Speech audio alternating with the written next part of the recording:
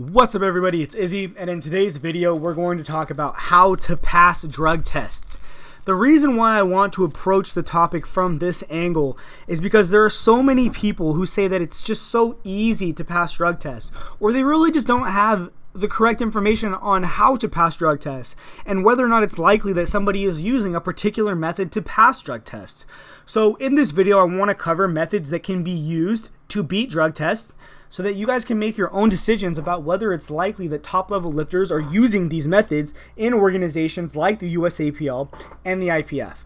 So throughout all of history, the best way to avoid drug tests, or the best way to pass drug tests, is to not get tested. It's just to avoid the test. Now, for a mediocre lifter, this can easily be the case. Let's say you show up to a local meet and you're using, tren and testosterone, but you finish 5th in your weight class. You may not get tested because you simply didn't perform well enough to warrant suspicion. Now, this method will not work for high-level lifters. So if you show up and you win that local meet, you're very likely going to be tested in the USAPL or IPF because they test 10% of all competitors at least in every meet. And yes, it's not random. They usually do pick based on how big you are, how big you look, and how much you lifted, your wilks, and things like that. So, not getting tested doesn't really work if you are actually a good lifter. And that's who we really care about when we're talking about beating the test, right? So, there's a special reason why this doesn't work for international level lifters. Now, international level lifters, what I mean is I'm talking about people who represent their country at international IPF events. They're people who have won a slot on the world team, so to speak. If you win a slot on the world team, it is mandatory that you register for out-of-competition testing. There is a pool of athletes managed by WADA, and WADA is the World Anti-Doping Agency, and WADA, once you're registered in this pool, needs to know your whereabouts at all times so that it can test you outside of the competition time. Now, WADA is a third party. It is not directly affiliated with the IPF. WADA is hired by all sorts of professional athlete organizations, like boxing and MMA use WADA to test their athletes as well. And if you've noticed, a lot of athletes in MMA have been getting popped for things by WADA.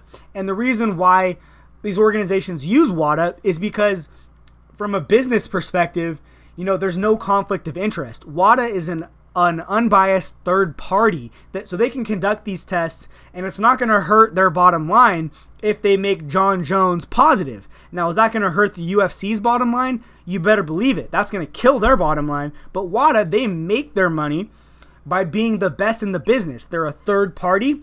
And these organizations would not pay them, would not keep contracting them to do their testing if they're not the best in the business. So WADA is actually incentivized to catch people. That's myth number one that I want to put to rest, is that the IPF is not giving breaks to its favorite sons and daughters because the IPF doesn't do its own testing. So, with all that said, basically a lifter cannot rely on luck when it comes to just not getting tested. So probably the next big obstacle that people bring up as far as testing goes is, basically gaming the tests, timing the tests, right? So here's how this works. Whenever you put a molecule of some sort of chemical in your body, there is a half-life. And with each half-life that passes by, half of the molecule remains. That's a very bad explanation of decay, but that's how it works. And if you know the half-life of a molecule, after about 5 to 7 half-lives, it will be out of your system. So people try to time drug tests by giving themselves, if they know when the test is going to happen, 5 to 7 half-lives of a particular drug so that they pass the test. Here's the problem with that method. More often than not, they're not testing for the actual drug molecule itself. They're testing for the metabolites that are produced by that molecule being processed by your body, right? So when you metabolize a drug, it creates metabolites, and those metabolites are often detectable for much longer than the actual molecule itself. So a great example of this is decadurabolin.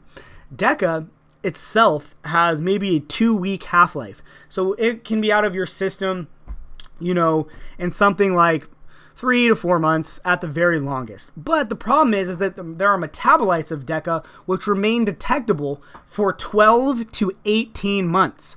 They are soluble in fat, and what can happen is if someone uses DECA and then loses fat, the DECA can be re-released into the urine and cause a positive test many months later. So it's not just as simple as knowing the half-life of a particular drug. And here's the thing.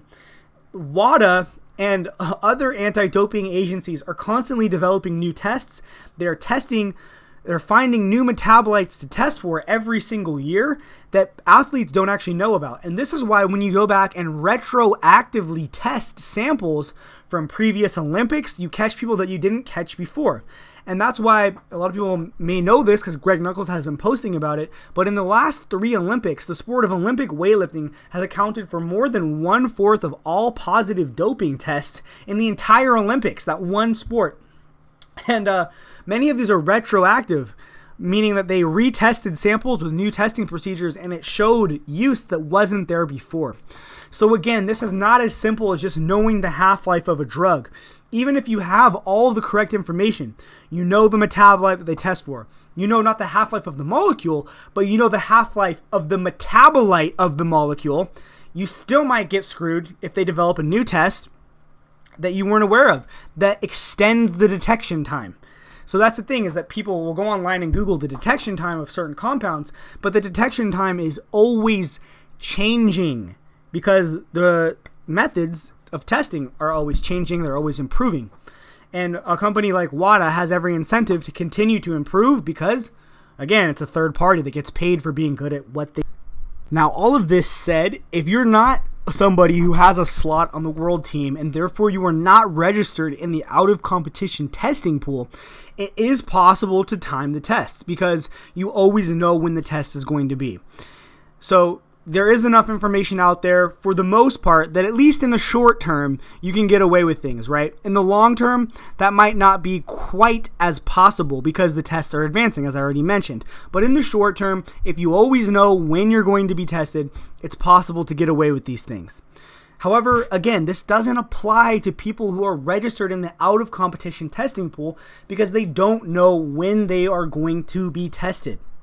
So one of the favorite topics that people like to bring up when you talk about passing drug tests is very short ester drugs. So we're talking about things like testosterone suspension or test no ester or tren suspension or tren no ester.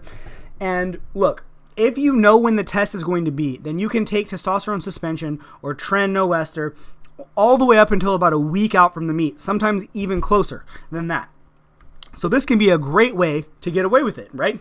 You can basically be on year-round, and as long as you know when the test is going to be, you're going to be just fine. But again, this does not work for people who are registered for out-of-competition testing, and everyone who is good enough will eventually be registered for out-of-competition testing. Guys like Ray Williams, Brett Gibbs, Krzysztof Wierzbicki, however you say that, I'm sorry, will eventually be registered in that out-of-competition testing pool. And here's the problem with that. While it is true that testosterone suspension and tren no ester have a very short detection time of, say, 24 to 48 hours, the benefits of these drugs are additive and cumulative. Like, you can't do tren for one day and gain slabs of muscle. The reason why tren or higher levels of testosterone are performance enhancing is not because you have higher testosterone for one day. It's because over time it increases anabolism and you retain more muscle and build strength over time.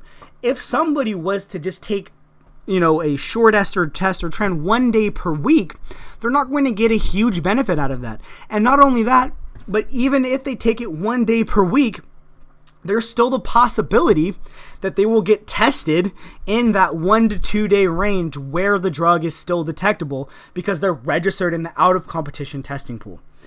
All right, so again, I haven't covered all the strategies yet, but that's at least a good start for this particular video. In the next video, I'm going to talk about HGH, SARMs, undetectable designer steroids, and political issues that may lend themselves towards conspiracy, and as well as some other low-tech methods like trying to use somebody else's pee instead of your own. But anyways, guys, that's part 1. Part 2 will come out tomorrow. And as always, I hope you learned something. I hope it was at least entertaining, even if you don't agree with what I'm saying. And as always, have a nice day and good luck with your training. Peace.